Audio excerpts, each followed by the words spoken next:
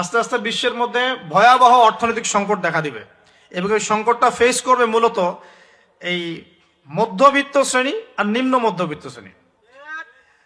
খুব ধনী দেশের কোনো সমস্যা হবে না, যারা মিডল ক্লাস কান্ট্রি বা আরেকটু নিচু মানের কান্ট্রি অর্থনৈতিক দিক থেকে, এদের সামনে ভয়াবহ একটা অবস্থা ফেস করতে হবে। সময় যাইতে দেন, আস্তে আস্তে সব স্পষ্ট হয়ে যাবে, আপনারাই বুঝতে পারবেন।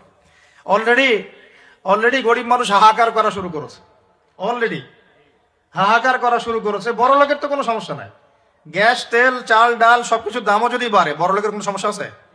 আমার তো কোনো সমস্যা নাই, আমি তো খেতে পারতেছি, কোনো না কোনো ভাবে খেতে পারতেছি। কিন্তু যে কৃষক মজুর শ্রমিক, হ্যাঁ, যারা গরিব মানুষ, এরা তো আমার মতো না।